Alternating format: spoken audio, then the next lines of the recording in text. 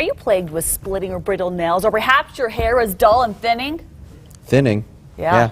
Your body can predict some scary diseases months before you'd spot them otherwise. Troy and Brianne are here with an expert to explain how looking in the mirror can tell you a little bit more about your health. Well, it is. It's, you know, well, you could also cover the mirror.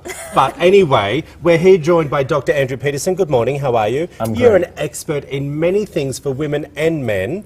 Brie, it's crazy. Well, I have to list all of these because this is absolutely amazing. Okay, so leading expert in thyroid disorder, chronic fatigue syndrome, fibromyalgia, and hormonal disorders, and Lyme disease as well. Okay. So basically, you know it all. You can help with all That's of probably these an things. overstatement. I don't know it all, but Yeah, thank but you. stop, But I can say that. Stop giving him a big ego.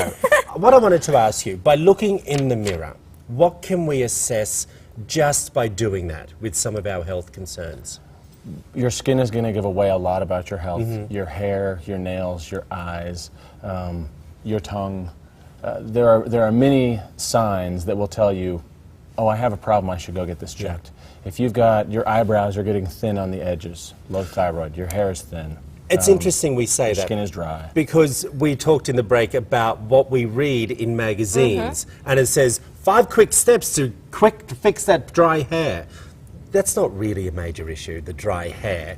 But why do they skim over it? How do we get to the crux of it? Well, yeah, I mean, the frustrating part is that some of these signs can be a symptom of multiple Something things. else. Right? And so, if you can't curl your hair, if it won't hold a curl like it used to, it could be your thyroid. Well, maybe it's not. Maybe it's low biotin. But if you have a physical symptom change, well, then you need to find someone that will do the tests to figure out all of the things that could cause that. That's so interesting because I think so many times, especially as women, our hair will act different or our skin changes and we just think, oh my goodness, we're going Different through makeup something, or- some hormones, but nothing to be worried about. And you're saying, actually, you might want to get things checked out. Yes and no.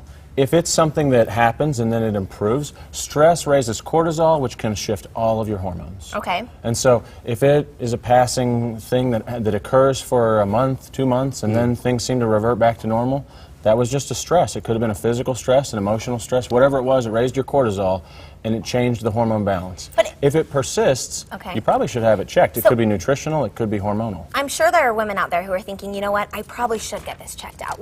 Is it a blood test the best way to do it? Yeah, there's a lot of blood tests to check for all of these things. It's not, unfortunately, it's not just one blood test. Oh, this Exactly. tells me everything. That's Star Trek. Okay. But in reality, if you do the blood test for this broad panel of nutritional deficiencies, hormonal imbalances, we'll know the answer. But you'll walk them through the process. Absolutely. So we come into your centre, you have the blood test. How long before we get results? Depends to on the find blood out what's test. going on. Generally, what I do is I see patients, we order everything that is appropriate, and then 3 weeks later we see them again. There is one blood test that I will often order that takes up to 4 weeks. But within 3 weeks we'll have all of the hormones, the nutrients, the different markers for coagulation problems, all of those things. I want to give everyone a tip quickly. If there's anything that we are doing that is contributing to this, are there things that we're doing in our everyday life that are making these things happen or Sure, worse? some of them are hard to avoid. We eat a lot of refined carbohydrates now that we didn't used to eat, which increases our yeast load, which increases our cortisol, which decreases our progesterone, estrogen, and testosterone. It's hard to avoid that. You can eat But you all whole can. foods, and if you do that, you will be much healthier.